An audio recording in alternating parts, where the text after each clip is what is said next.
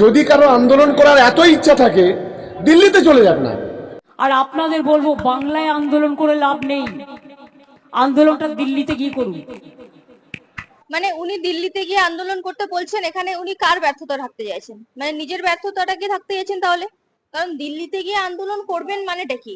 একটা পশ্চিমবঙ্গে যখন আজকে এই পরিস্থিতি এসে দাঁড়িয়েছে, সেখানে গিয়ে যখন ওনার দলের এমএলএরা, ওনার দলের এমপিরা যখন পার্লামেন্টে থেকেছেন, তার যখন কোনো তাৎপর্যপূর্ণ কোনো কাজ যেখানে পার্লামেন্টে থেকে করতে পারেনি, যখন এরকম একটা সংবিধান বিরোধী বিল যখন আসছিল, সেখানে সুষ্ঠুভাবে একটা যেটা হেলদি আমরা ডিবেট বলতে পারি, বা সুস্থ স্বাভাবিক একটা বিতর্কের মাধ্যমে বা সুস্থ স্বাভাবিকভাবে যেভাবে বিরোধিতা করা যায় একটা বিলের, আমাদের ভারতবর্ষের সংবিধান যেভাবে আমাদের একটা বিলকে বিরোধিতা করার জন্য এমপিদেরকে পাওয়ার দিয়ে রেখেছেন, বা মেম্বার অফ পার্লামেন্টে পাওয়ার দিয়ে রেখেছেন, সেই জায়গায় গিয়ে তো ওনার এমপিরা পার্লামেন্টে কোনো কাজ করেনি। তাহলে আজকে যখন পরিস্থিতি এখন উত্তপ্ত হয়ে গেছে, সেটা রাজনৈতিক মূলধন জগিয়েছে বিভিন্ন রাজনৈতিক দলরা, সেখানে ওনার রাজনৈতিক দলের ভূমিকাও কিছু কম নেই। সেখানে গিয়ে ওনারা বলছেন যে দিল্লি থেকে আন্দোলন করো। তাহলে আপনাদেরকে আমরা ভোট দিয়ে দিল্লিতে কেন পাঠিয়েছিলাম? পশ্চিমবঙ্গের জনগণ কেন আপনাদেরকে ভোট দিয়ে দিল্লিতে পাঠিয়েছিল? আপনারা যখন বলেন যে দুধেল গাই বলে আপনারা যখন সংখ্যালঘুদের সম্মোহিত করেন, যার জন্য পশ্চিমবঙ্গের সংখ্যাগরিষ্ঠদের উপর একটা সংখ্যাগরিষ্ঠদের মনোভাব ক্ষুণ্ণ হয়, তারা সংখ্যালঘুদের উপর যখন একটা বিদ্বেষী মনোভাব তাদের মনের মধ্যে জন্ম নেয় দুধেল গাই এরকম মন্তব্য করার কারণে, যেটার জন্য শুধুমাত্র আপনি দায়ী। তাহলে আপনি যখন এই রকমের বক্তব্য করে যখন পশ্চিমবঙ্গের সংখ্যাগরিষ্ঠ সংখ্যা লঘিষ্ঠদের মধ্যে বিদ্বেষ তৈরি করে দিয়েছেন, তখন আপনি কোথায় ছিলেন? আজকে আপনি সম্পূর্ণভাবে দায়ভার এড়ানোর জন্য বলছেন যে দিল্লি থেকে আন্দোলন করো। তাহলে আপনাকে কেন ভোট দিয়েছিলাম আমরা? আপনাকে সংখ্যালঘুরা যে নিজেদেরকে রক্ষক ভেবে বসিয়ে রেখেছে, নিজেদের রক্ষক ভেবে আপনারা যাদের রক্ষক সাজার নাটকটা করেন সাধারণ মানুষের সামনে এসে, আপনারা সেই জায়গায় তাহলে কোথায় রক্ষা করলেন সংখ্যালঘুদের? যখন সংবিধান থেকে একটা সংবিধান বিরোধী বিল পাস হয়, আপনার এমপিদের তো তার সেখানে কোনো ভূমিকা ছিল না,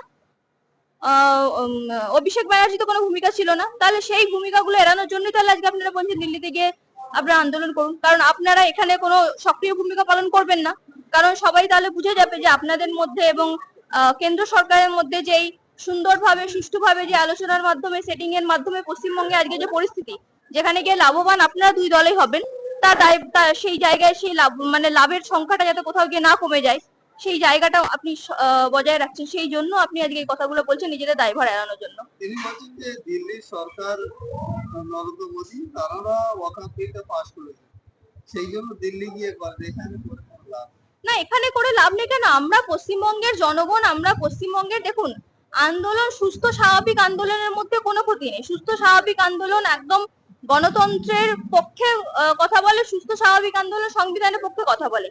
হ্যাঁ, আমাদেরকে দেখতে হবে আন্দোলনের নামে যেন ভণ্ডামি না শুরু হয়ে যায়, আন্দোলনের নামে যেন সাধারণ মানুষের উপর কোনো আক্রমণ না হয়, আন্দোলনের নামে যেন সাধারণ মানুষের কোনো ক্ষতি না হয়, সেই আন্দোলন আমাদেরকে দেখতে হবে। এবং সেটার দায়িত্ব সরকারের, পশ্চিমবঙ্গ সরকারেরই দায়িত্ব এটা। যদি আন্দোলনের নামে কোথাও গিয়ে কোনো সাধারণ মানুষের উপর অত্যাচার হয়েছে, সেটা ধর্ম বর্ণ যে মানুষের উপর হোক না কেন, আমি এখানে কোনো ধর্ম দেখবো না, কোনো মানুষের উপর যদি কোনো অত্যাচার হয়ে থাকে, সেটা শুধু পশ্চিমবঙ্গ কেন, ভারতবর্ষে যে কোনোই হোক না কেন, সেই রাজ্যের সরকারের দায়িত্ব এটা। সেই রাজ্যের সরকারের ব্যর্থতা, আন্দোলন যদি ভয়ঙ্কর রূপ নেয়, আন্দোলন যদি হিংসাত্মক রূপ নেয়, তাহলে পশ্চিমবঙ্গে যখন একটা অসাংবিধানিক আইনকে কেন্দ্র করে আন্দোলন শুরু হয়েছে, সেই আন্দোলন কেন ভয়ঙ্কর পর্যায়ে পৌঁছাচ্ছে, সেই আন্দোলন কেন হিংসাত্মক পর্যায়ে পৌঁছাচ্ছে, এর দায়ভার পশ্চিমবঙ্গ সরকারকে নিতে হবে। এবং এর দায়ভার উনি এড়াতে চাইছেন বলেই উনি এই কথাগুলো বলছেন। যে হিন্দু ভাইরা, তোমরা কি চাও যে মুসলমানদের সম্পত্তি আমরা কেড়ে নিয়ে লুটে নিয়ে আমরা বড় লোক হব?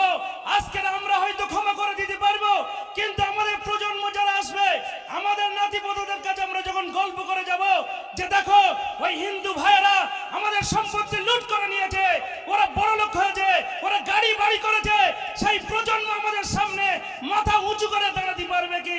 লজ্জা লাগছে আজকে ধর্মের নামে তুমি সুশ্রী দিয়ে এত দরদি, এত সংখ্যালঘু দরদি বলছো তুমি, কিন্তু ভাবতে অবাক লাগছে সংখ্যালঘুরা খ্রিস্টান ছিল, সংখ্যালঘুরা পার্সি ছিল, কই তাদের জন্য তুমি কোনো বিল পাস করতে পারলে না? একটা মুসলমান তোমার কাছে চাইনি, একটা হিন্দু ভাইও তোমার কাছে চাইনি যে সংখ্যালঘুদের যে বিল আছে সেই বিলটা তুমি সংশোধন করো।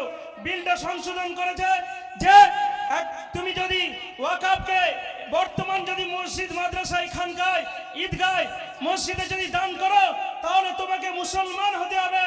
আর সেই মুসলমান হতে গেলে তোমাকে তার প্রমাণ দিতে ডিএমের সামনে গিয়ে আপনি যে মুসলমান একটা চাচা যে দীর্ঘদিন 30 বছর ধরে নামাজ পড়ে আসছে, একটা চাচা সে 5 ওয়াক্ত নামাজ আদায় করে, রমজান মাসে রোজা রাখছে, সে হজ পাক করেছে, তার ডিএমের সামনে গিয়ে প্রমাণ দিতে হবে সে আজকের মুসলমান। সে যদি না প্রমাণ দিতে পারে তাহলে তার সেই ওয়াকফ সম্পত্তিটা বাতিল বলে গণ্য হবে। ভাবতে অবাক লাগছে। আর সেই সম্পত্তিটা হস্তগত করবে কারা?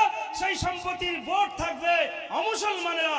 আজকের লজ্জা লাগছে যে নরেন্দ্র মোদী তুমি এমন একটা অধ্যায় এখানে রচনা করলে যেখানে গণতান্ত্রিক সারা পৃথিবীর ভিতরে ভারতবর্ষ মাথা উঁচু করে দাঁড়ায়, যেখানে হিন্দু মুসলমান খ্রিস্টান জৈন বাগদি মেচর সকলে কাঁধে কাঁধ মিলিয়ে আমরা পাশাপাশি বসবাস করি। তুমি এই হিন্দু মুসলমান ভাগাভাগি করতে চাচ্ছ কেন? সংখ্যালঘু বলে শুধুমাত্র মুসলমানদের বিলের উপরে কেন আঘাত আনলে? এই বিল আমরা মানছি না আর মানব না। আমরা এখানে দেখতে চাই যে এমপিরা সেদিন রাত 2টার সময় পার্লামেন্টে, তোমার মনে এত কি ভয় ছিল যে রাত 2টার সময় তুমি পার্লামেন্ট সেখানে বিল পাস করতে গেলে? দিনের বেলা তো পাস করতে যেতে। কত বিল পড়ে আছে রাতের পর দিন, বছরের পর বছর, সে বিলগুলো আপনার পাস হয় না। 3 দিনের ভিতরে রাষ্ট্রপতির সই হয়ে গেল, বিল পাস হয়ে গেল। ভাবতে অবাক লাগছে রাত 2টার সময়। সকলেই অবগত আছি যে আমরা এখানে কেন উপস্থিত হয়েছি।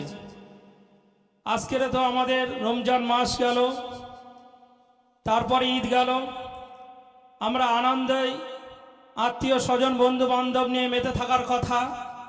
কিন্তু আজকের মুসলিম সমাজ এমন একটা কলঙ্কিত অধ্যায়, এমন একটা কলঙ্কিত মাস, এমন একটা কলঙ্কিত তারিখ ভারতবর্ষের বুকে দেখা দিয়েছে, যার জন্য সংখ্যালঘু আমরা বলছি মুসলমান, কিন্তু সংখ্যালঘু মানে শুধু মুসলমান নয়।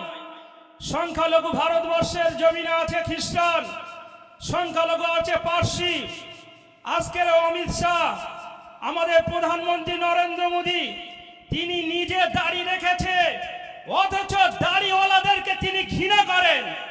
আজকের ভাবতে অবাক লাগে, আমাদের যেটা প্রধানমন্ত্রী সারা বিশ্বের কাছে মাথা উঁচু করে থাকার কথা ছিল, কিন্তু সংখ্যালঘুদের সম্পর্কে এমন একটা বিল এনেছে। আমাদের স্টেজের পিছন থেকে একটা বিশাল দল জামাত নিয়ে এসছে। দক্ষিণ ঘটকপুকুর জামে মসজিদের ইমাম হাফেজ কারি আব্দুর রহিম সাহেবের নেতৃত্বে, সেই সঙ্গে সঙ্গে সাঁইহাটি থেকে কালিমুল্লাহ ইমাম সাহেব মাওলানা কালিমুল্লাহ সাহেবের নেতৃত্বে বিশাল একটা জামাত তারা দল নিয়ে এসছে। তাদেরকে ধন্যবাদ জানাই। পায়ে হেঁটে এসছে সাঁইহাটি এবং দক্ষিণ ঘটকপুকুর থেকে।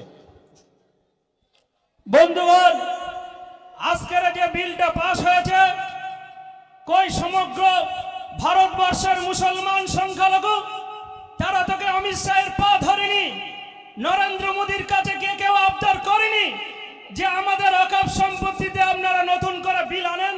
কেউ কি বলেছে? কেউ কি দাবি রেখেছে? তাহলে কি এমন মরণ কান্না হয়েছে? আপনি ব্যাঙের কান্না করছেন কেন? যে আপনি একটা বিল পাস করছেন যে সংখ্যালঘু দরদির জন্য আপনার জীবনটা উতলে উঠছে।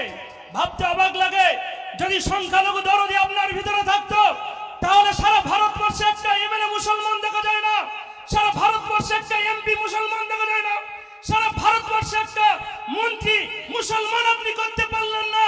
আর আপনি শুধু মুখে বলছেন যে সংখ্যালঘু দরদি। ছি, ধিক্কার জানায়। আপনার মনে যে ঘৃণা আছে যে সংখ্যালঘুদের মসজিদ আপনি কেড়ে নেবেন, মাদ্রাসা আপনি কেড়ে নেবেন, আপনি ওয়াকফ সম্পত্তি কেড়ে নেবেন, কিন্তু আপনার জাতি, আপনার ধর্মের মানুষ হিন্দু ভাইদেরকে আপনি জিজ্ঞাসা